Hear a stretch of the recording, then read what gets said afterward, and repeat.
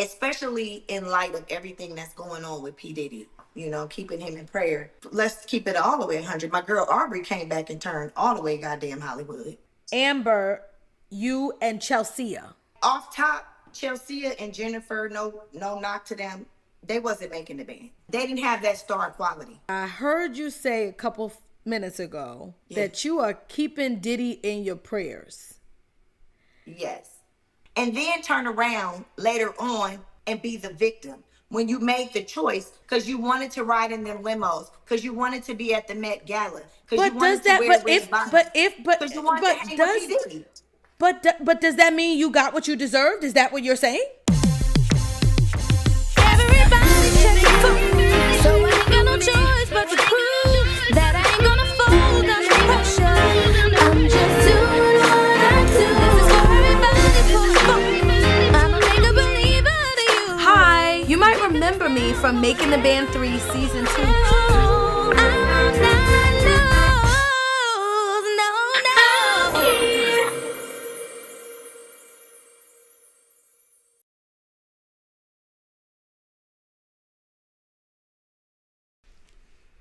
My people, my people, my people. Welcome to Storytelling with Dominique Renee, where I am telling my story and loving every minute of it.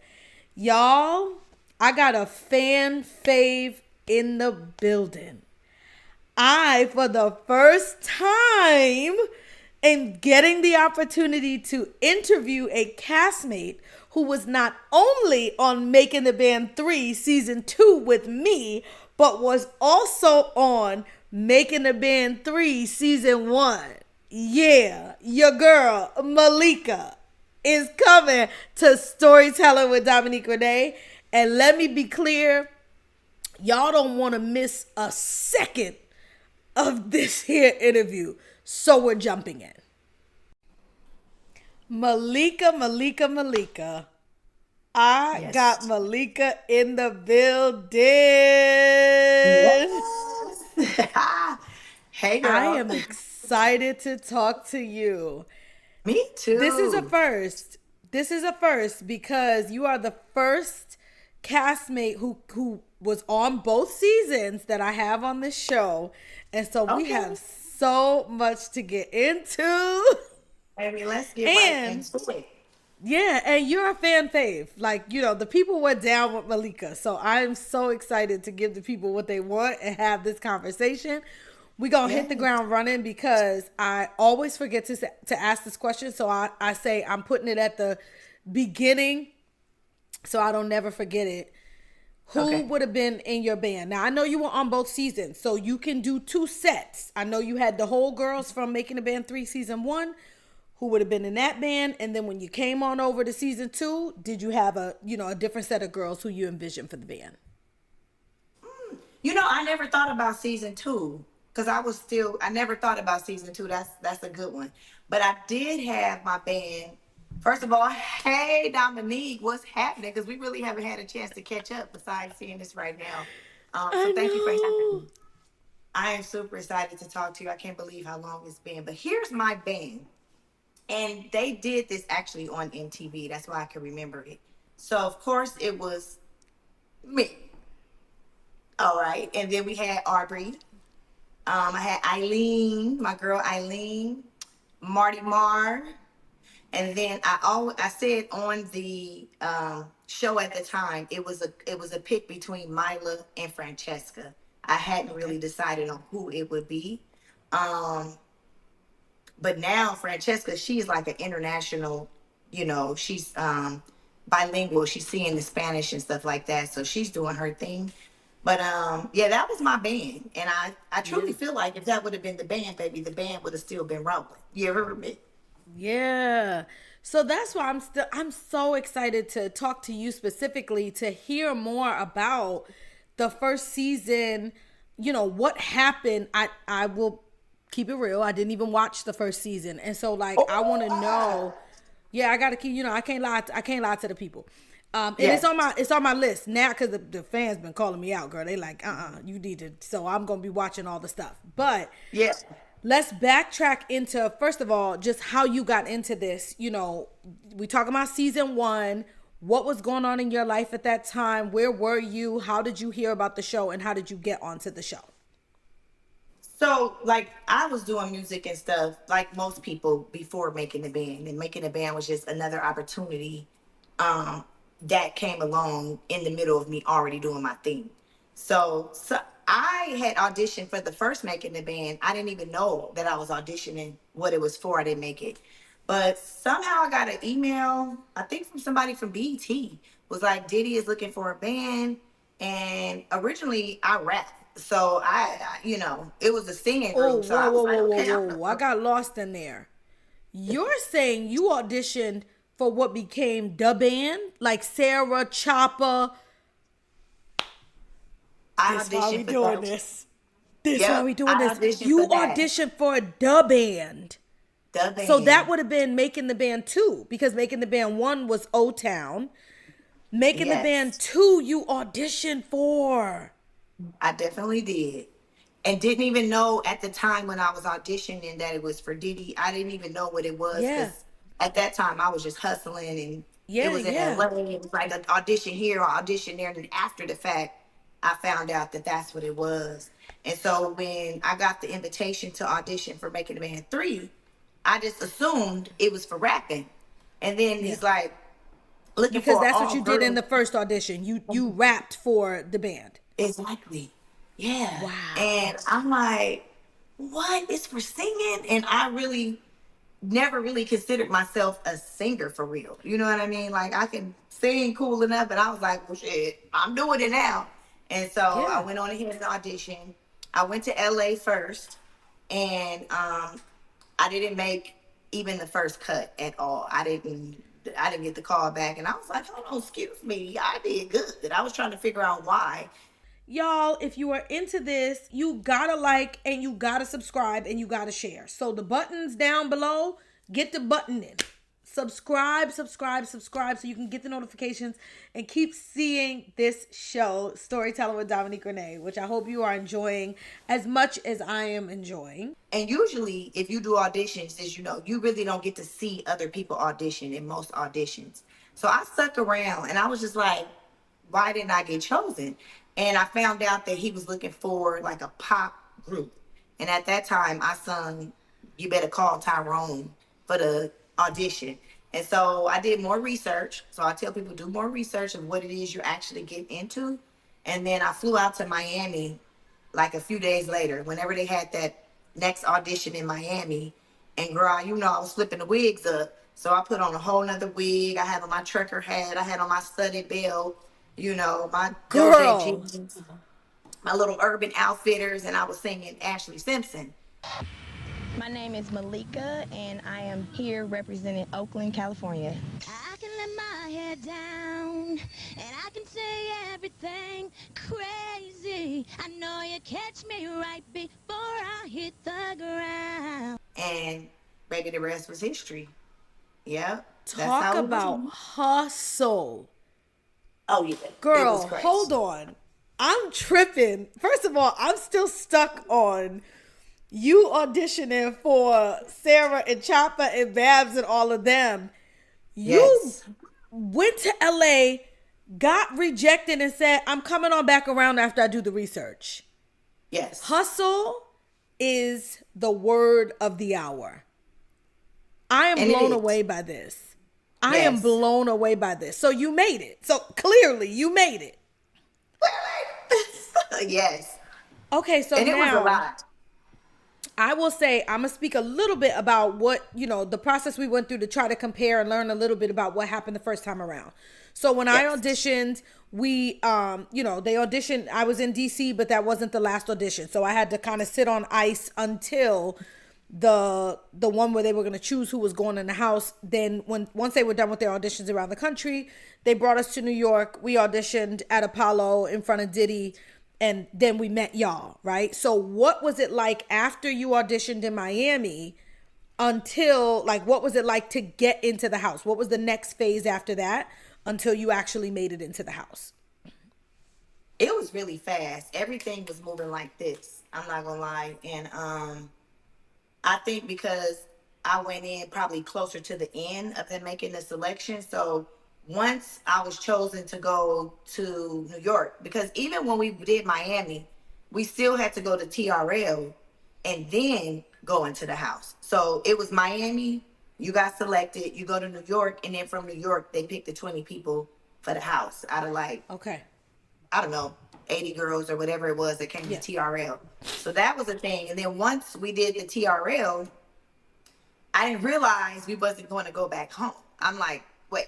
So they were like, no, you going straight over into the house right now. I'm like, whoa, it was moving really fast.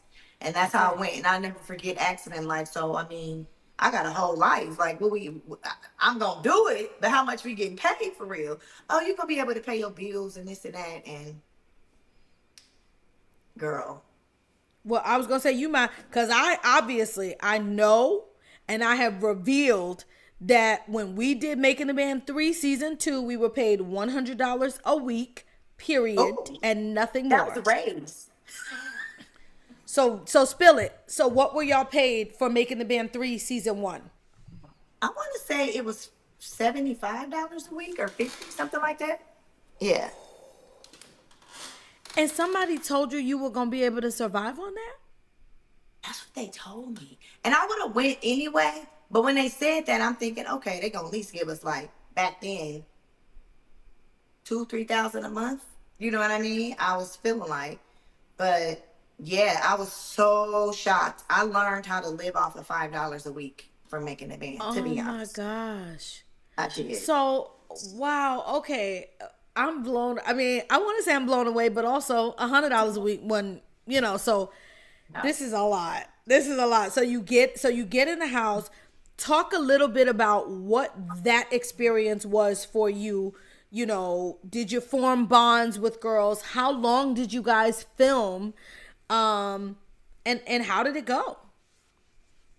It was, no, at the time, everything that's going on with Diddy now is like, okay, but at that time, and it's still cool for me, but everybody was so excited. Everybody was so happy. It was a really big opportunity to be able to work with P. Diddy, so I was a little concerned about like, damn, it's 20 women, you know what I'm saying? I'm from Oakland. I don't know. I'm just being here. I'm gonna be focused and really take advantage of the opportunity. The house was off the chain.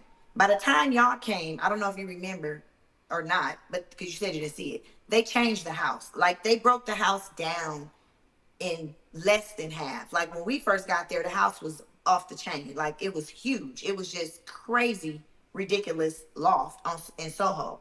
So everybody was just running around and just like enjoying it. And I can say, Making the Band is like really an iconic reality show because that was like in the beginning. It was no script. It was no telling us what to say. It was none of that. You know what I mean? Like everything was real. Real reality time. TV. It was real reality TV. And so you were just living for real. I think the biggest challenge for me in the beginning was, remember, we couldn't talk to the cameraman. So, they're just becoming flies on the wall. And then how we couldn't really be private. I'm sure you know that. Like at the end of the day, you'd be like, okay, enough is enough. Please, I'm ready to have the camera off. But anytime you was going to speak, camera was going to be in your face, no matter what you was saying. It couldn't even be an important conversation, but they were always there. But it was fun. It was very innocent. I could say now, looking at reality TV now versus that time, it was just real. It was authentic. It was sincere. And it was just really girls in there trying to make the band. Yeah. Yeah. So y'all in there, y'all having a good time, y'all living y'all best. It's happy times.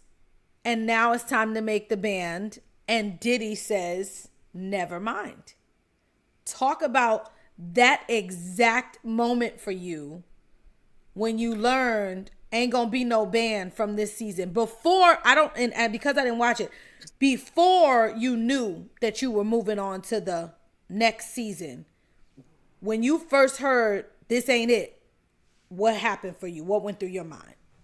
Baby, I wish you would have saw the clips before you talked to me, because my whole everything just dropped. You just seen the all the air come out of me when he said that. There's no band for me to make out of this group. That's my decision. But I feel like from the beginning, in all honesty, around that time, Diddy had something else going on. I can't really remember. But we were really bonding at the house more. He wasn't really like coming around as much for us. Like I feel like the second time around, he was more hands on. He was more there. I think he was more into it. And I truly feel like if he would have actually been more actively involved with us, because it was a lot of like times where we were just doing our own thing. Lorianne was really our girl. That was really like who was around us and Johnny a lot. But yeah, when he said it wasn't no band, he had given me so many accolades prior to that. Like I lost the weight. I mean, I'm a hug. Like he had said so many dope things about me. When he's like, "Well, it ain't gonna be no band," and I was like, then he said, "But some of y'all gonna get another chance." Instantly, you see my Yeah. body go. Well, I know that's me because he just gave me like a bunch of cool, credit. And so Yeah. when he said that, I was happy about it, but I was just like, "Are you kidding me?" Yeah. And then after that, we didn't come back for like a whole 5 months. So in between that time, it was, to me, it was too much time. It was just like Yeah. everybody spent off, did their own thing, and that was it. When we came back, he was like, "You really showed me that you want to make the band." I kept in shape. I was doing all the things that I needed to do because I was Yeah. serious. I was focused. And I was the oldest one on the show. So I'm like, look, I got a grown ass daughter. Well, she wasn't grown back then, but I was I wasn't no little kid like that. I had real Yeah. things to do. What we doing? Yeah. Yeah. And So I knew you were older than us. I definitely saw you like a big sister when we were on the show, but I didn't yeah, know you were the oldest. I was the oldest. And actually, because you got to be, all of this young stuff. I can say this now. The day that he didn't, and this is exclusive tea, baby. The day that he told us no band was actually my birthday. That day was my birthday. And I couldn't tell anybody it was my birthday because I didn't want to make a deal about I was turning 30 on that day. And I Wow. was like, you know, I'm You not gonna kept it say cute. nothing. I kept it cute. I didn't say nothing, but that was the best thing he could have did for me on my birthday was keep me, because that would have Yeah. really broke me down. And then So when I at got home and saw the footage, what's his name? Hater, Phil. He was like, what's she gonna do? She 29 years old. She da, da, da, da, da. And I'm like, damn, they knew how old I was. I could have just been keeping it real the whole time. I didn't even know that they knew how old I was. So I was like, whatever. you thought you had that in the bag. I don't know how, but yeah. Okay, so it wasn't only you, it was Andrea, and it was Aubrey. So what was your relationship with them at that time throughout the show, with them specifically because the three of you came over throughout the show, and then when you guys had to split off and wait for the returning season, what were you in what was the status with the three of you? Me and Aubrey was like BFFs damn near on the show. Like at that time, when we were split up, we would meet up in LA, talk on the phone every day. Andrea, not so much. Not It wasn't a problem, but it just, me and Aubrey clicked a lot. Like we talked on the phone a lot. We did a lot of, chit chatting and just gossiping. I knew her mom, and she's from the Bay Area. So, Okay. we was doing like little appearances and stuff like that, in between. And so I was able to like meet her family and all of that. We was cool. A lot of the girls we kept in touch on the separation time. Oh no, you said after it was just us, but no like beef or nothing with Andrea. It's just You and Aubrey clicked, and that was it. yes, You've clicked with Aubrey. You, Aubrey, and Andrea have been pushed forward to the next season to still potentially make this band. And yes. now here we come. So, girl, I can't wait to hear just what that was like for you. Of course, for us, I already said we came to New York. They had us up in a hotel getting ready for Diddy. We auditioned at the Apollo, and then he chose, I want to say, 18 or 19 of us to join the three of you. Right. So, what is happening for y'all when us new giddy girls come through the door? Girl, we wasn't too happy about it for real. I I would mean, imagine. it was just like the time that I had in between to think about it. I just felt like at this point, if you don't know if I'm in the band or not, I kind of started thinking about it like, let me just get my TV time because I feel like I've shown you all that I could show you. I don't feel like you paid attention enough, to be honest, while we were there. Because if you did, you would have seen that you had a great band. More importantly, you had girls that actually got along. You know, I feel like when y'all came, just a little bit that I seen, it was a totally different dynamic. It turned into a reality show versus like hustling. Like I'm old school. I don't know if you remember the program Fame back in the day with Debbie Allen, Felicia Yeah. Rashad's sister. Yeah. Like we was really in there. Wasn't all this face full of makeup every day. We was not. We was really trying to make the band. It was a real like competition to make the band versus a reality show, even though he's on a reality show, if you know what I mean. So Yeah. it just felt like to me, damn, Diddy, you could have made a band for real. Like we could have been on the road getting this thing along. That's how I felt.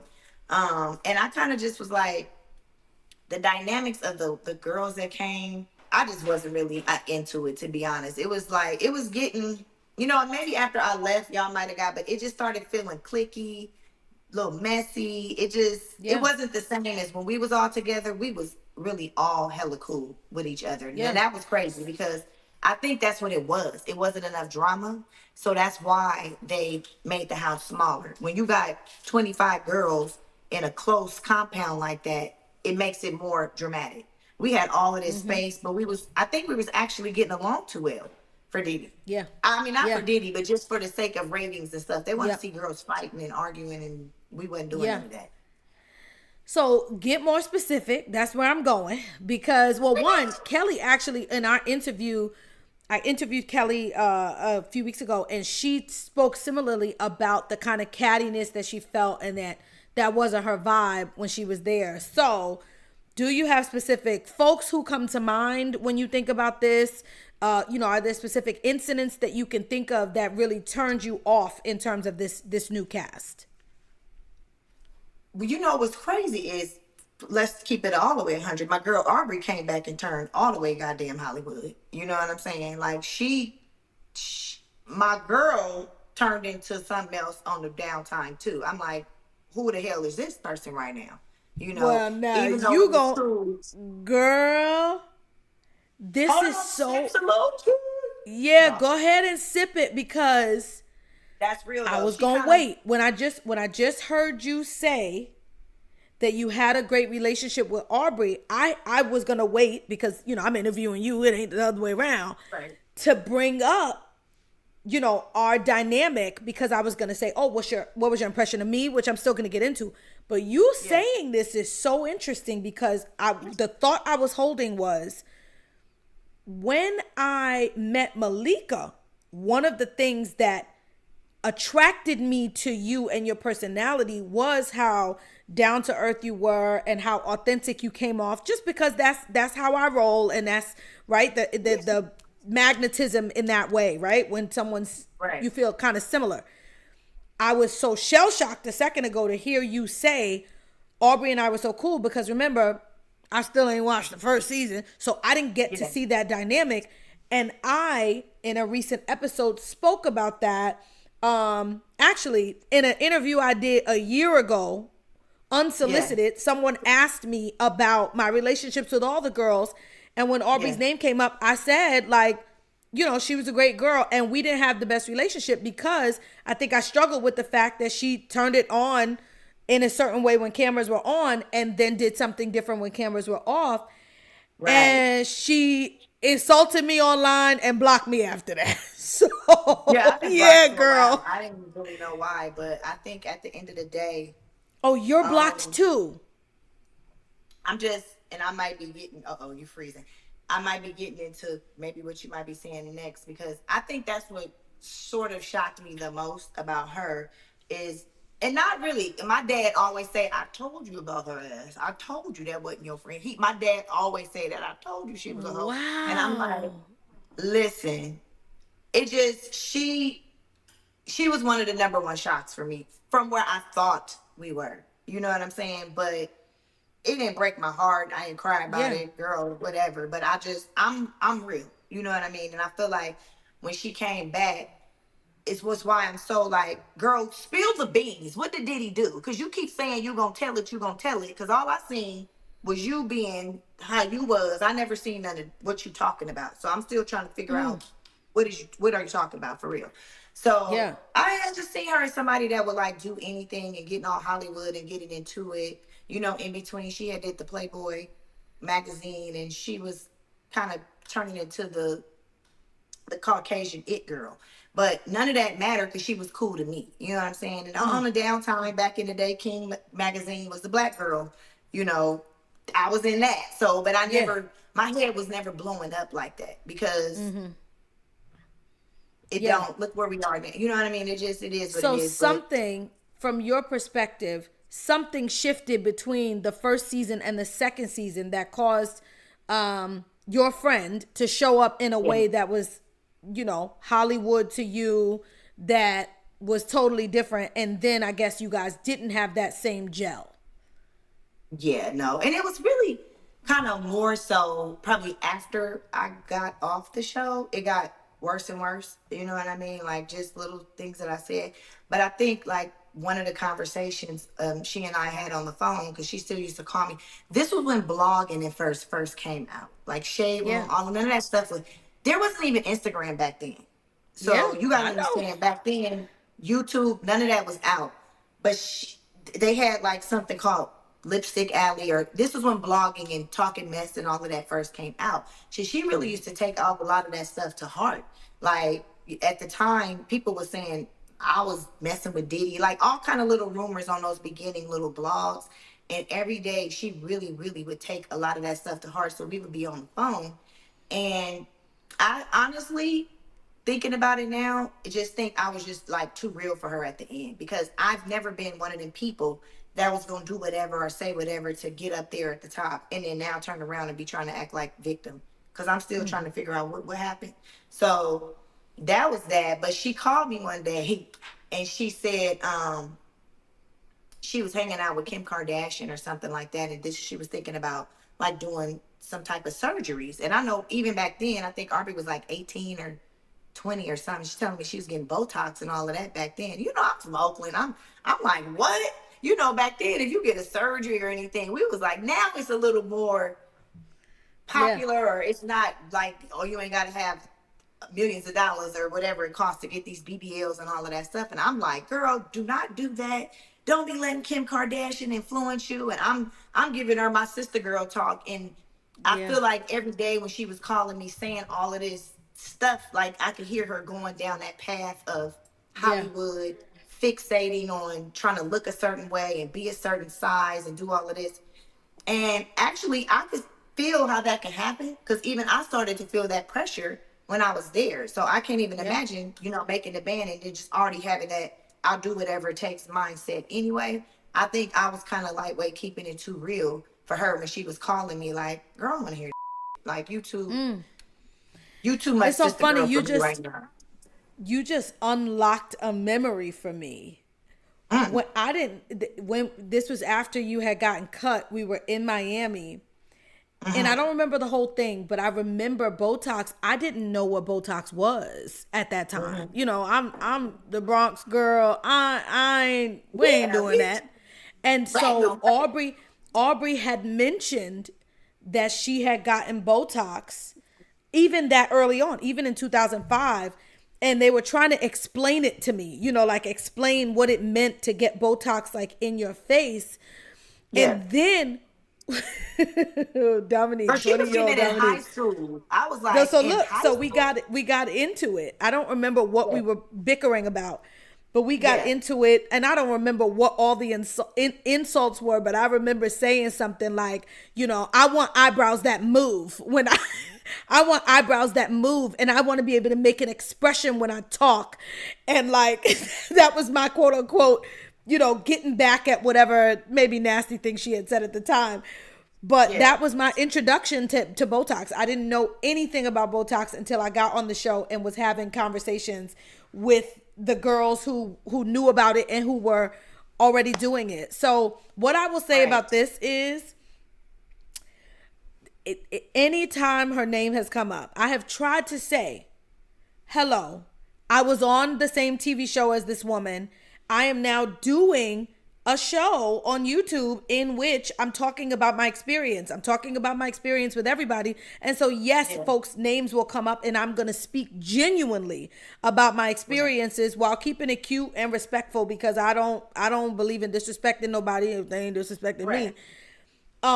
And yet and still her fans be eating me up, girl, like I'm hating on her just for talking about our experience. And I'm like, she the one that called my walls ugly and then blocked me, and I never even said nothing. Like, so it's just wild to learn this stuff, because I never knew about this dynamic, this friendship that you guys had. You know that the marketing for our season was her and Andrea. So I never had this purview and this idea. I knew the three of you had a bond from coming, from the previous season. But the idea that you two were locked in the way you're describing, I had no idea. No idea. Yeah. Yeah. So speaking of impressions and relationships, lay it on me. When you met Dominique, what were your impressions of me? You was cool. I always felt like you could blow. I'm like, that girl can sing. Like, I felt like, honestly, being in that house, I never really felt like a singer. You know what I mean? Because I'm not going to say I was winging it, but I don't feel like I'm necessarily a singer. I'm a performer. I'm a rapper first, and I could sing some. So I felt like, damn, she could sing hella good. To be honest, I kind of looked at you as a child to me, not like a little kid. That tracks. No, that tracks. You know what I mean? Like because I was older than y'all. You know what I mean? So I always, like, you were one of the ones, like, you was cool, but no issue. Because we was even in a group one time. And I talked a little mess about you with the harmonizing thing. Because, baby, to this day, I'm still trying to get it together. But, I'm the type of person, to be honest, I can get along with anybody. If I don't get along with somebody, usually I feel it's them or with an issue. Because I feel like I've been always like that person. Like, I didn't have an issue with nobody, for real. The one girl that had the silliness was on the first season. Other than that, you get on my nerves. I'm going to just stay out the way. Dinash comes up as somebody that kind of used to irritate me a little bit, but not really. Remember Dinash? Yeah, I remember her very well. That's so funny, because I was going to say that you and Dinash were two people who I felt like I looked up to, and Dinash obviously stayed on for longer, but to hear that you saw me as a kid when I was 20 years old makes sense, right? Especially when you were 30 at the time. And, I will tell you what stood out to me about you is your level of confidence. I felt confident in who I was at 20, but obviously now that I've been 30 and now I'm 40, I understand the difference, the womanhood, who I step out into in the world now at 40 is so different than how I was at 20. And so I remember looking up to girls like you, women like you and Dinash, because y'all were moving with different energy. Like you didn't, everybody else is nervous when Diddy comes around. Everybody else is like, everybody's like this, including me. Yeah. But it felt like it ain't matter what room we were in. It didn't matter what the challenge was. I hear you speaking now about how you're like, okay, I wasn't the best singer on the show, but I could do, but you didn't walk in no rooms like that. You walked in like, whatever the assignment is, what's up? Like, I'm here to do it. And I respected that. I didn't feel like I could cross a threshold with you because of the Aubrey and Andrea thing. I felt I think the energy always felt like y'all were a unit, and then the rest of the girls were a separate entity. And that wasn't your doing. It was really MTV and Diddy and all of them and how they, they made a thing. But it was this little bit of like, okay, don't get too much in their faces, or don't do too much, because they are, a unit. And I think that made it even more shocking when you were cut early on. It felt like early on. That You was know what I crazy. mean? Like, so yeah, I That was definitely crazy. want to hear what went through your mind, because I remember specifically you were like, wait. Y'all said Malika and not Melissa? Like you were like, hold Do you know up. people Like still come up it's to me and say that line? People because it was literally. hilarious. Because it was you were like, wait, did you mean to say Melissa? You ain't talking about me. So the young ladies that are going home today, Malika.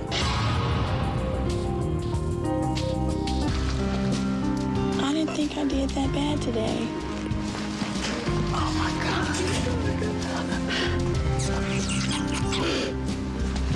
Did you say Malika? He said Malika. And I was like, did you mean Melissa? Honestly, at that moment, I just felt like if you know that I'm not gonna make the band, I was ready to go. I would needed a break or something because it was just so much, and I just felt like it was just too much. It was too much rigmarole. It started feeling fake. It started feeling like it was going towards being scripted. There was just too many dynamics where I'm like, look, what's really going on? Because I'm grown. That's what it was. I'm grown. Am I making the band or not? When Diddy said, remember when we went to the restaurant that he had in New Yes. York, and they were like, we need to work there, and they was like, we got to learn all of these wines and stuff. I was like, no, I didn't come here to work in no restaurant. I was pissed. I talked so much mess that day, and I don't know if you remember the director Perry. I talked Yeah. so much mess that day. I said, Perry, please don't air all of that, because back then it wasn't about trying to be messy. We was trying not to be messy on the show. Now Yeah. that's the whole thing, to be like I know. crazy Now on that reality that show. feels like the I was like, goal. yeah, if you don't at this point know that you want me, just let me go anyway, because this is on my nerves, all these girls, this little ass house. What's happening? Am I doing this or not? And so but when Yeah. I got cut, I didn't really feel like I needed to get cut on that day. It's for the dancing. I knew that dancing wasn't. I'm the type of person, if you learn to dance in 10 minutes, it might take me 30 minutes. Baby, but once that 30 minutes goes down, you ain't gonna be able to end. I'm gonna be hitting the moves. So just give me a couple more minutes and let me swag it out. And then Yeah. Lorianne wasn't even there. But I will say this, especially in light of everything that's going on with P. Diddy or Diddy or Sean Combs or Mr. Love, whatever he is right now, keeping him in prayer. At that time, when I did the King magazine shoot, they asked me, if you were dating a man, what kind of man would you want, right? And so I was raised in the Nation of Islam. I was raised a Pan-African. I was raised a Pan-Africanist. I went to, like all black schools. I was raised like that. You know what I mean? Yes. So Yes. that's in me. So I feel like that's where a lot of my confidence and my strength comes in as a black woman living in America. So, but I'm still in the mix. I'm still like mixing in the world, right? But I'm still having that armor on me. And I mentioned Minister Farrakhan at the time. And now I know years later, mentioning Minister Farrakhan to them is not the best thing. Like if Barack Obama, they'll make everybody denounce Minister Farrakhan. He's our leader, as far as I'm concerned, and teacher and guide for us right now in these times. And so I feel like me saying that, I don't know if that had something to do with it, but I felt like that was a big part of it for the powers Yeah. that be. They trying to create something else. They're not trying to have strong, powerful, outspoken black women. So if you already associating with Minister Farrakhan, maybe we don't need her in there. And I wouldn't put it past them that had something to do with it. I wouldn't put So it past any of it that is going on with him right now. Why he's in the mess he's in for playing Savers Day. Girl. Okay, so something you said a second ago, I'm bringing it back around in a second. But this part I want to zone in on because Amber, I interviewed She was my second interview, my first interview on the show, my second episode. Yeah. Amber's theory was that you, Amber, Jennifer, and Chelsea, the 4 moms on the show, all got cut because you had children. So when she said it, I was kind of like, what? Like, you know, I was shell shocked because that wasn't something that I had considered ever before I sat with this, Right. I sat for this interview with her. However, when I went back and rewatched it, all 4 of y'all got cut within 2 episodes. So the 3 of you, Amber, and Jennifer, who were all moms at the time, Yeah. got cut. And then the very next episode, Chelsea got cut by herself. So I hear this theory about your connection or your thoughts about Farrakhan potentially coming in as something, a reason that you would be cut. What are your thoughts about the idea that you were cut for just being a mama? I think that could be in the gumbo pot of everything in the big picture, but then we also have to keep it 100 on what he was looking for. You know what I mean? Wait, you said That's Jennifer, fair. Amber, who else? Who was the other Jennifer, person? Amber, you, and Chelsea. Okay. Like off top, Chelsea and Jennifer, no knock to them. They wasn't making the band. They wasn't standout characters at all. There was nothing, I mean, and I'm not trying to be no type of way. They didn't have that star quality. They didn't. They wasn't, to me, going to make the band anyway. If I was picking a band, none of them would have been in my band anyway because I don't feel like they have star quality. Amber, that's my girl from the Bay Area. So I've seen her perform. That was I've seen another her thing I was going to say. She said Yes. that you guys knew each other. Something about Yes. either your sister or something had auditioned to be in her group years ago. Probably so, but after the fact, me and Amber had wild escapades, you know. And she got on my head because the day she came to the show, I was like, "What's your name again?" And I'm like, "Yeah, Amber." But at that time, we knew each other, but not like knew each other. So I couldn't really remember her name. And back then, I was leak doggy dog, smoking more weed than the law allowed. So, like before making the band, you know what I'm saying? So, Yeah. I didn't know. But that could have been a thing. But we also have to keep it real about y'all wasn't making the band anyway. None of them had star quality to me. Mother or not. I got to bring this back around because I heard you say a couple minutes ago that you are keeping Diddy in your prayers. Yes. And it shell shocked me a little bit. I'm gonna keep it real because that's what we do. Yeah. You gotta say more about that. Well, I feel like what's happening with him is bigger than what they making it out to be right now. And I talk about this with people all the time, and they're always like, "You're taking up for him. You're taking up for him." And I'm like, no, I'm speaking my reality and my truth on my relationship with him and how he handled me. So you can't expect me to hate somebody for what supposedly they did. Because at this point right now, all that I've seen, which is not good, I don't condone a man putting his hands on a woman or anything like that. But besides that, I'm trying to figure out what else we talking about. I still haven't seen anything else.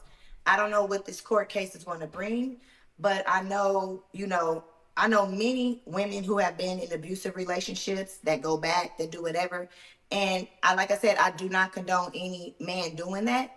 And I wouldn't allow it or want it done to me or my sister, my daughter, or anything like that. However, I seen Cassie hang out with him. That video was from 10 or 15 years ago.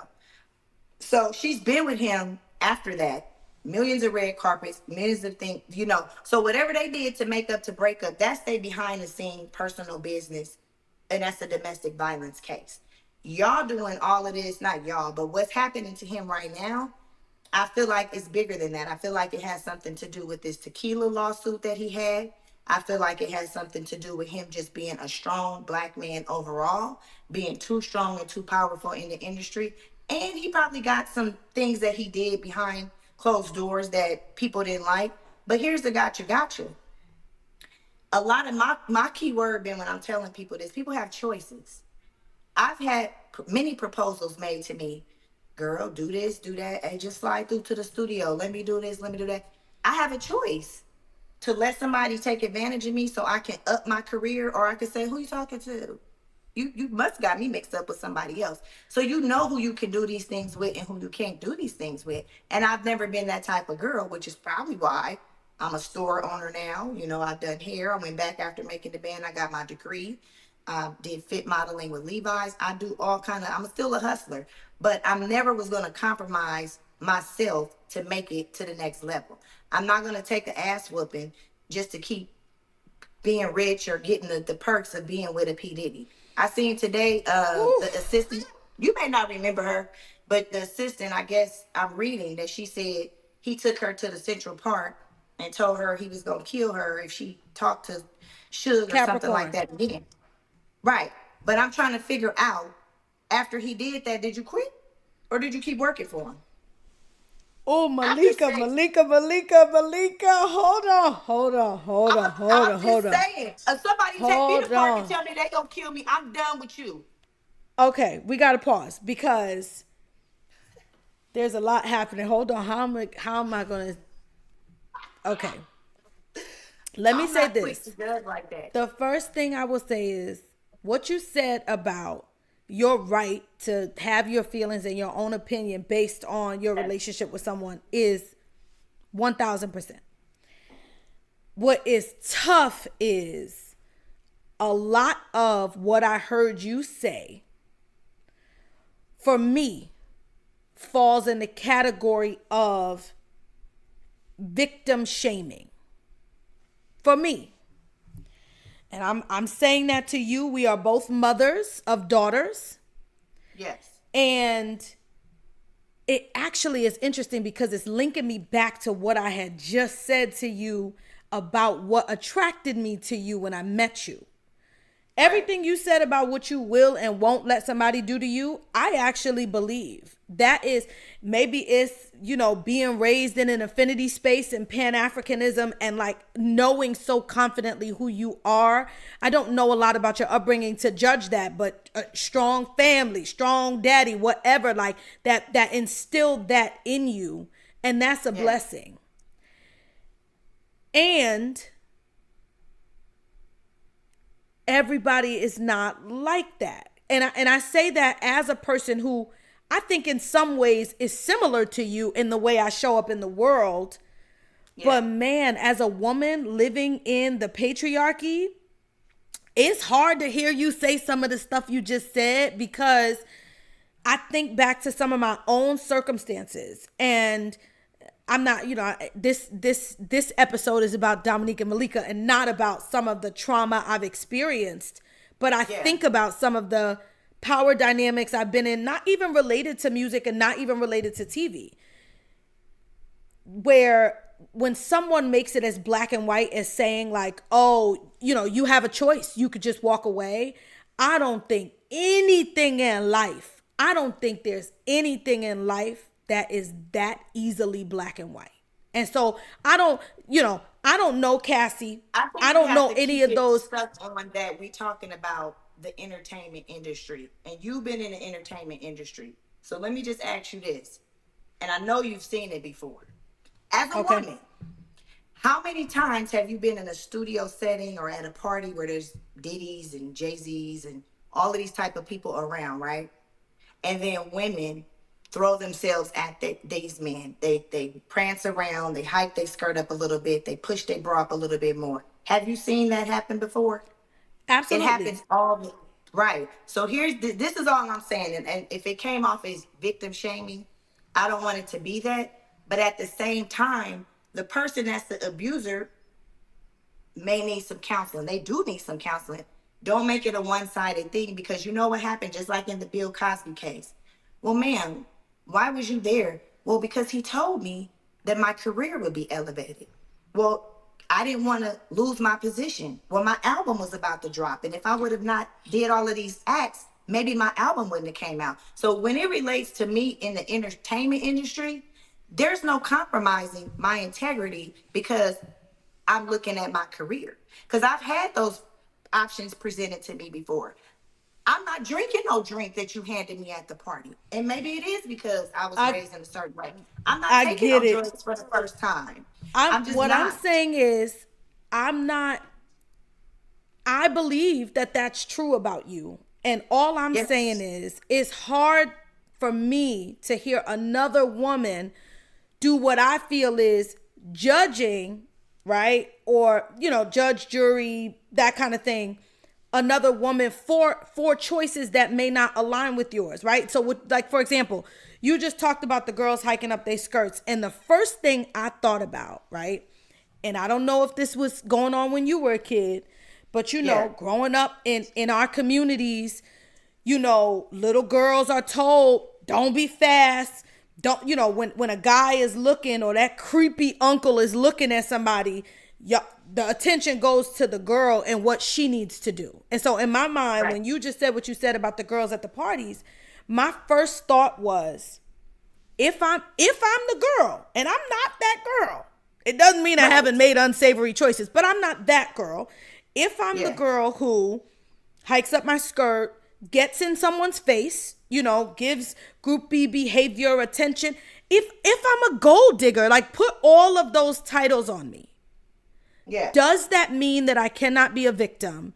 Does that mean that I deserve any negative thing that may come to me as a result of that?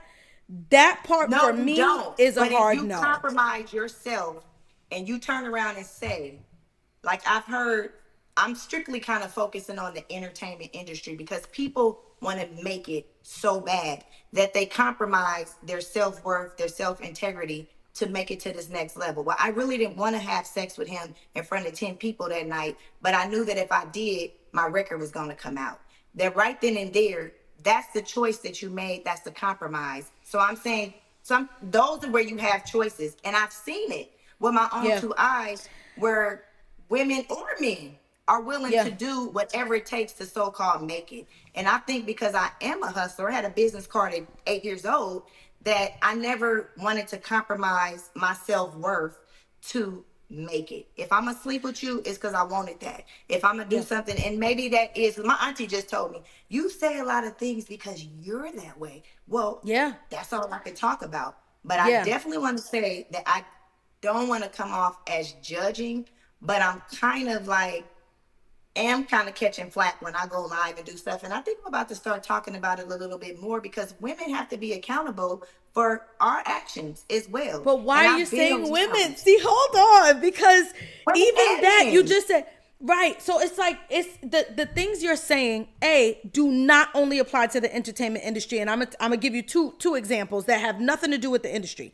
I'm Well, a school I'm principal. talking about that. I'm talking No, about I that know, when you but compromise to make it I to the get what next you're level. saying, but I'm trying to Yes. give an example. Well, let me just ask you this, because we talking about, so like you graduated from school.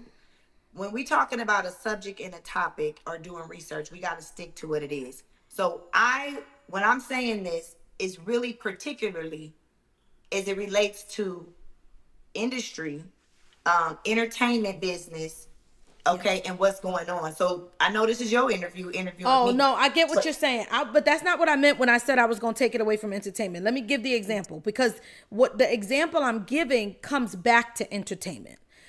I'm Yeah. a school principal, and I am There you go. aware that in being a school principal, there is a power dynamic, right? Like, You a and I'm principal, not. girl? I didn't know that.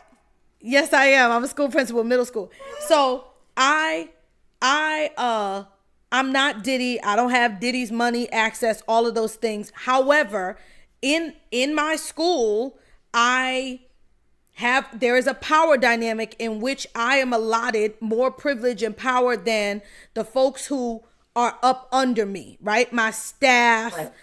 really students and families, even though I work for the students and families, but like, a kid in my school, a staff member in my school, whether it's a security guard, one of my teachers, any of those things, there is a power dynamic that exists between us that I have to be willing to acknowledge as the person with more power, right? I Right. say that to say, if I put one of my staff members in a compromising position, they absolutely have a choice. There's no, I don't want to make it seem like choice comes completely out of it, but the power dynamic is also a factor. It's also a factor in terms of like, okay, well, if I decide not to do what Dominique wants me to do right now, like I need to make the choice for my morals, but it could mean I might lose my job. It could mean, even though I'm not technically allowed to do that, because I have more power than that person, that may put them in a position where if they make a certain choice, they will come to harm. And so I'm connecting that back to this conversation about entertainment, because I hear what you're saying about people being able to make choices, but the power dynamic between Diddy and everybody else in his world is so massive that it is hard for me to hear that. Even if you feel like, I'm not even gonna say that, even if you feel like anybody, like you could have walked away from him, or you could have done this, or you could have done that, we're taking out of it the amount of power that this man has. Because, for example, you said, let me just, because I'm thinking some things while you're saying it. Go ahead. Here's the thing. For me, nobody has that much power. God has the power. Your maker P. Diddy is not God, as you can see. That right there, what you just said, actually proves my point. Don't let a man, a woman, human beings give more power than the Most High. But that's what you want. That's ideal. But that's the ideal. That's who you are. But what I'm saying is, Malika, if it's our daughters, if it's our people, and they don't make the choices that we would make, are they not still able to be victims, or right? Like, even if they made the wrong choice, right? Like if I made the wrong choice, if my mama said don't go there and I did, which I've done in my life, and I got hurt as a result. I'm bringing it back to entertainment. I want people, if anybody hears this interview, I want women and men, but I'm a woman, so I'm speaking for my sisters out there. I don't want you to put yourself in a compromising position to make it to another level. Don't do things, because at that point, I'm making a choice. And then turn around later on and be the victim when you made the choice because you wanted to be on TV, because you wanted to have a hit record, because you wanted to ride in them limos, because you wanted to be at the Met Gala, because you wanted to wear red bottoms, because you wanted to hang with P. Diddy. But does that mean you got what you deserved? Is that what you're saying?